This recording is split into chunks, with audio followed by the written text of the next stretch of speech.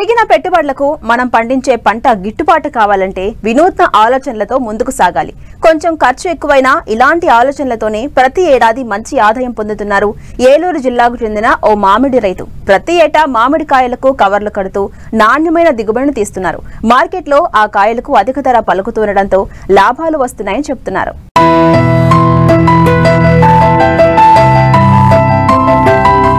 ఇదిగో ఇక్కడి మామిడికాయలను చూడండి. ఎలాంటి మచ్చ మరక లేదు. మంచి మెరుపుతో ఉన్నాయి. కాయంతా ఒకే రంగుతో ఉండి ఆకర్షణగా కనిపిస్తున్నాయి. అందుకే ఈ కాయలను 4 రూపాయలు ఎక్కువైనా వ్యాపారులు కొనుగోలు చేస్తున్నారు. ఇదంతా ఈ కాస్పోటిక్ ఫ్రూట్ బ్యాగ్ వల్లే అంటున్నారు ఏలూరు జిల్లా నూజివీడు మండలం రావిచర్ల గ్రామానికి చెందిన రైతు కాపా శ్రీనివాసరావు.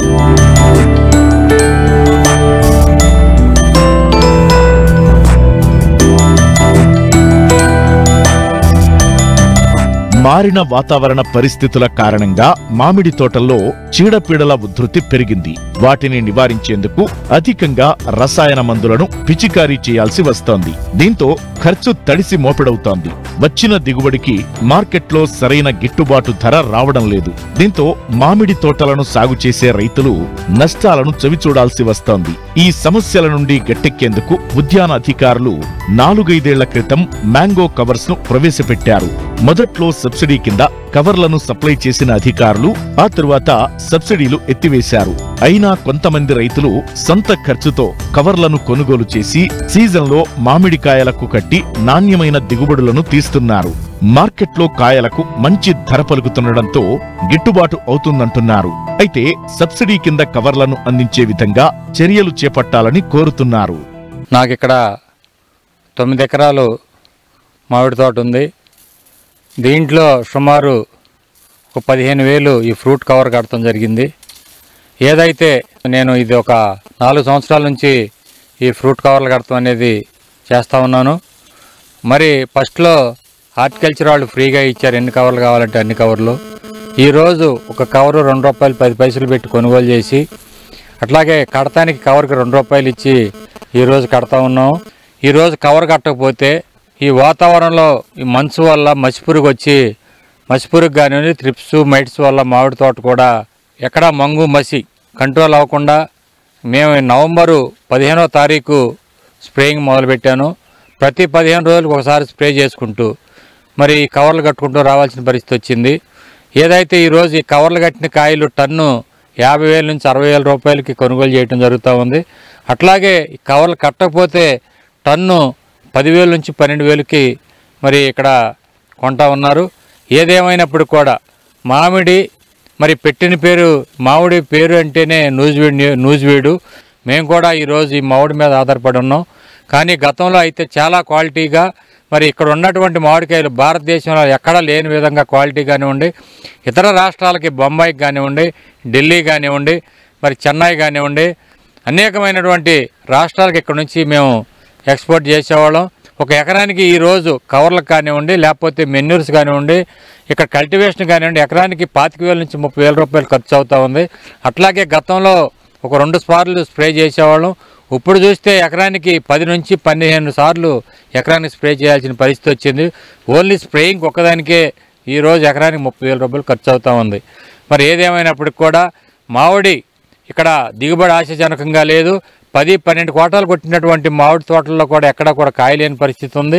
ఏదైతే తేనె మంచు గతంలో జనవరి ఫిబ్రవరి వరకు ఉండేది, ఇప్పుడు ఏప్రిల్ వరకు కూడా ఈ మంచు ఉండటం వల్ల తేనె మంచు పురుగు అనేది ఉధృతి పెరిగిపోయి ఈ మామిడి పూత మీద తేనె మంచు పురుగు అనేది దానికి బతకడానికి స్థావరం అనేది దొరుకుతూ ఉంది. దానివల్ల మరి మామిడి నష్టపడటం జరుగుతూ ఉంది.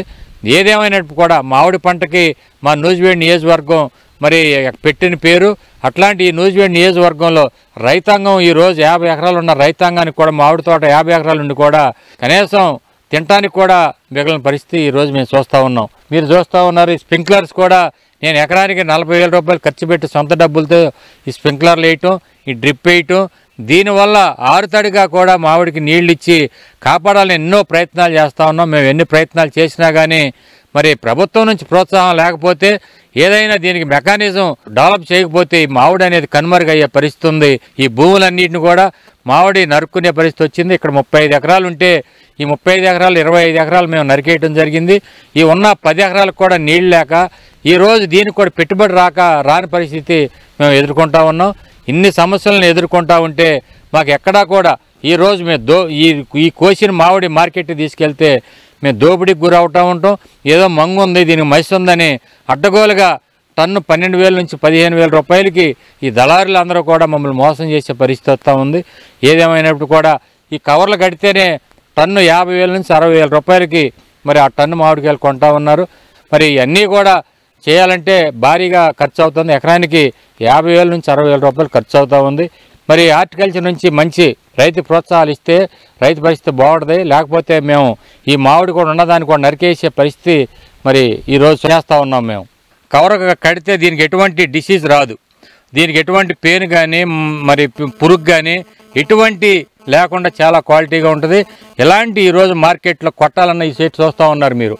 మేము కట్టిందల్లా దీంట్లో 1/4 కట్టాం, మిగిలినంత కట్టడానికి కూడా అందుబాటులో లేక వదిలేయటం చూస్తూ ఉన్నారు. ఇదంతా కూడా ఒక టన్ను ఈరోజు రసాలు అయితే 60,000 రూపాయలు ఇస్తూ ఉన్నారు.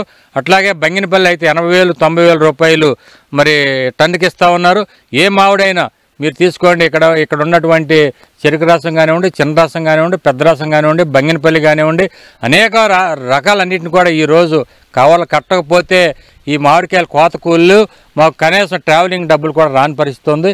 ఈరోజు ఇక్కడ ఇంకో వేరే పంటలు పండించడానికి నీరు లేక ఈ యొక్క మామిడికాయ అయితే ఏదో 2 తళ్ళు సరిపోతాయి కాబట్టి ఈ మామిడినే మేము నమ్ముకుని బతుకుతా ఉన్నాం. ఇలాంటి పరిస్థితుల్లో మాకు ఈ 10 ఎకరాల తోటకు కూడా ఈరోజు కనీసం 1,50,000 2 లక్షలు కూడా వచ్చే పరిస్థితి లేదు. పెట్టుబడి చూస్తే 2 లక్షల పైన పెట్టుబడి పెట్టున్నాం ఆల్రెడీ ఇప్పటికే. మరి ఈ పరిస్థితిలో ఈ తోటలు కూడా మరి ఏదైనా కేంద్ర రాష్ట్ర ప్రభుత్వాలు ఆదుకోకపోతే మామిడి పూర్తిగా తీసేయటమే జరుగుతూ ఉంది.